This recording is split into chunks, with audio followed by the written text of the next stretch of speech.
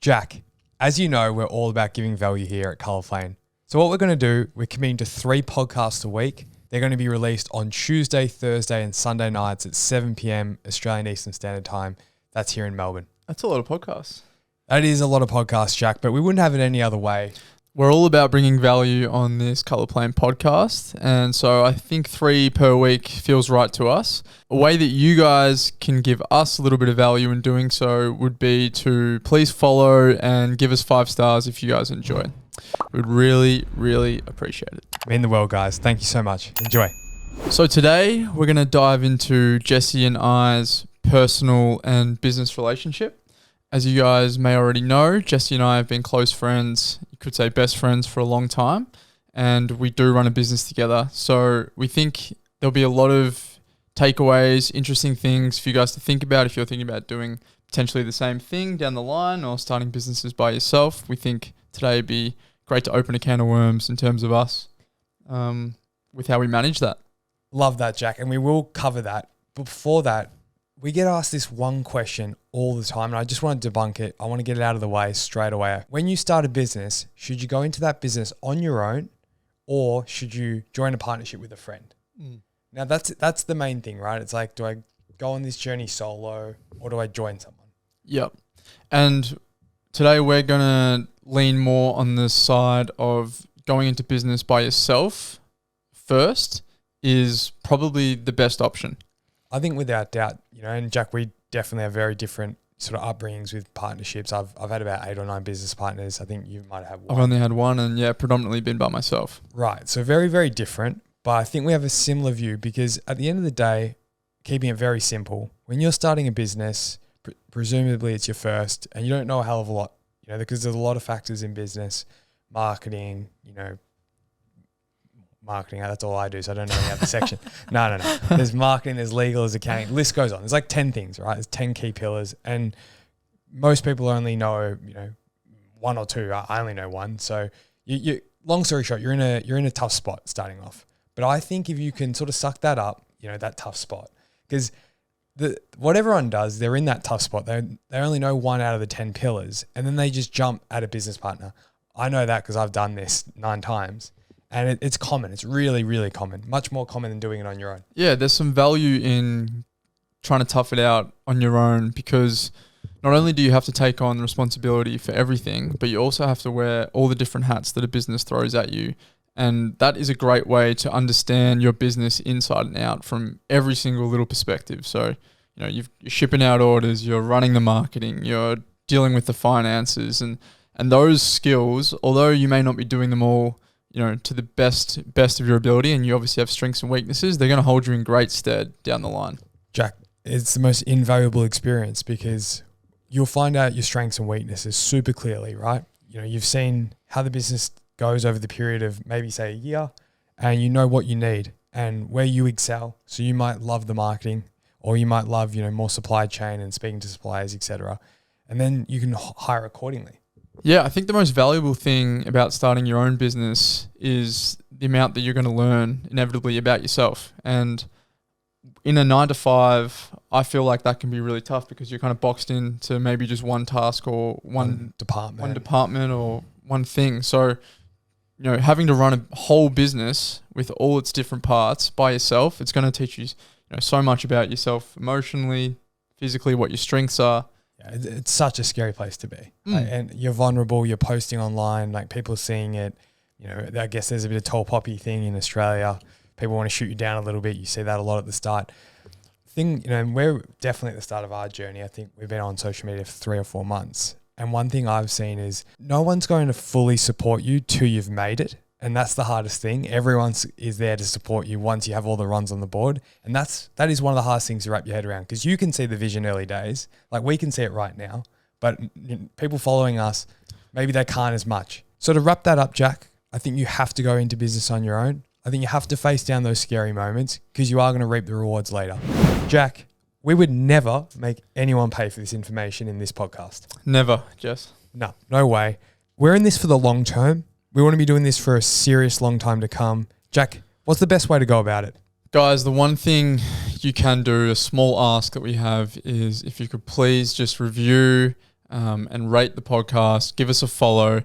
That stuff goes so far for us. Not only does it help us keep doing what we're doing with this podcast, but it can also, have an impact on someone else who might not come across our podcast if it wasn't for that follow or that rate or review. So guys, please do that for us. That'd be much appreciated. 5 stars just under the logo, guys. Jump on the homepage. 5 stars. Love you.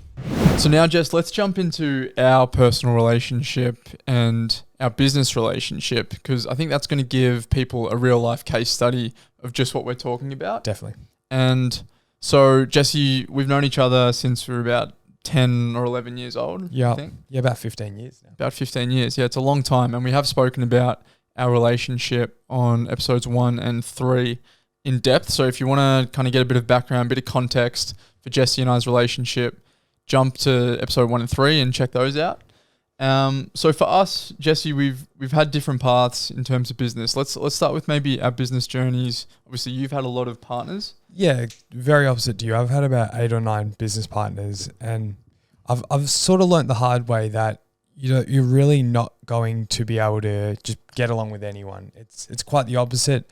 I think people might have experienced it, say, with a roommate or perhaps in relationships. You can't just date anyone. You need to really be specific. And I would say it's the exact same principle for finding a business partner. Yeah, you definitely can't go into business with everyone. You have to be extremely selective and picky with that. And I've obviously had a little bit of a different experience. I have had one business partner, and I have worked predominantly by myself. So very different to Jesse. But I think the cool thing about our story or our relationship in a business sense is that we have always thought, eventually one day down the line that we would do something together in the business world, but obviously we were just off doing our own things at the time. So for it to link up and the timing, to kind of occur as it did has been a pretty cool thing, but something that we definitely didn't just jump straight into, and we took a lot of time to sit down and plot out what it looked like, and just to make sure that we were, compatible in a business sense as well as a friendship, because to us, like, our friendship is extremely important. Couldn't agree more. And I think we know how much we're in this for the long term, and diving into a business with any partner without fully considering all areas is never the way forward. And I was really proud of the way we took, 3 to 4 months from memory, just reviewing and asking questions, and really respectfully. And I think that's really founded a perfect foundation for now. And on that foundation, a great question that we came across actually from a mentor of ours. Right. He asked us this question. And I think if you're going to start a business with a business partner, with a friend, this is an amazing question to begin with.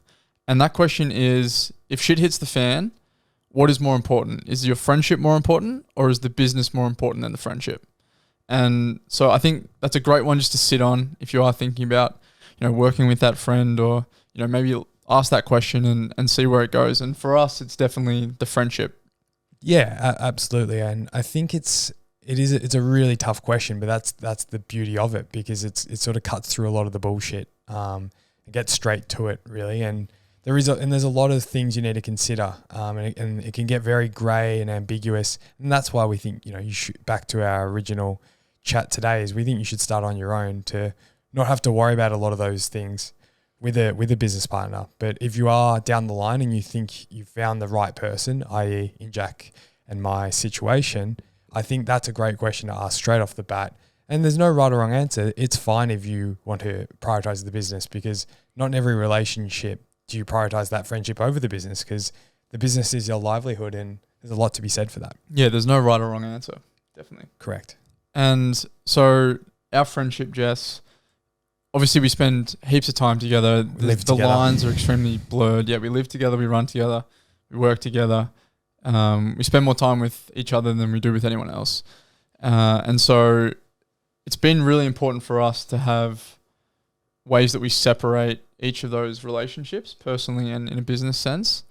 Yeah, I think for us, Jack, as much as we would love to have really solid structure to separate from sort of a waking hour standpoint, we more so do that from a physical standpoint, i.e. leaving the house, going on a run on your own, spending time with, for you, it's your girlfriend, me, it's a bunch of different friends. We find that the most effective. Yep. Because if you've listened to some of our previous episodes, you know the chaos that a business is, and we have to be shoulder to shoulder in this together all the time, really. Yeah, and that's also one of our greatest strengths right now in building this, is that we do have so much time together. And so if something comes up at 9 p.m. and it's urgent and we're both up, and like we can figure that out and sort that out in a timely manner, and we don't have to wait till that next day. Yeah, correct. And our communication's pretty sharp because we're spending so much time together and we're aware of where each other are at a lot. I think a really important element, Jack, as well, is our roles and responsibilities.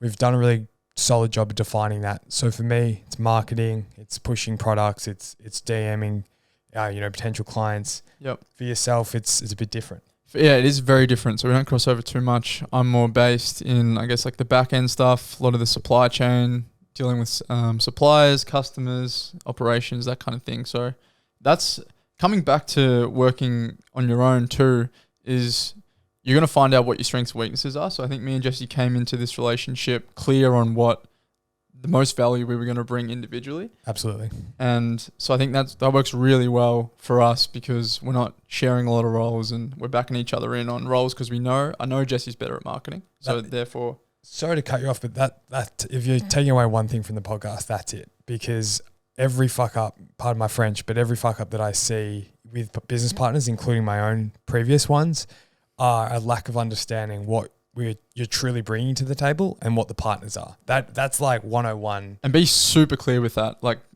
get together, write them down, put them up on your office wall. Like, make sure you guys are looking at that and that's really understood. Yeah, the moment you don't fully know, like this is the biggest alarm bell, right? The moment you don't fully know what your business partner is going to do or what you're fully going to do. And mind you, yes, there's a lot of unknowns and you might not have done a legal degree or an accounting degree. I understand that, but you're going to understand who's probably better with the numbers or who's a little bit more creative.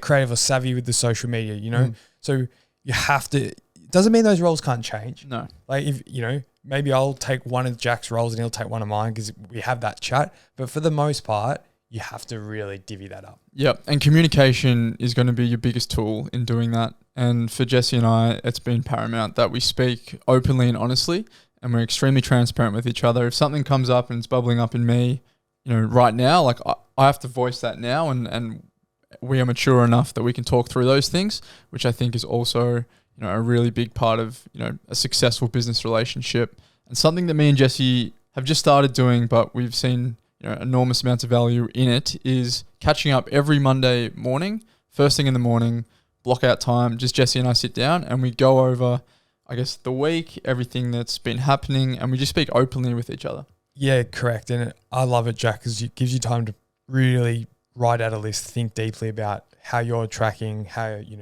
partner's tracking, how the business is going, of course.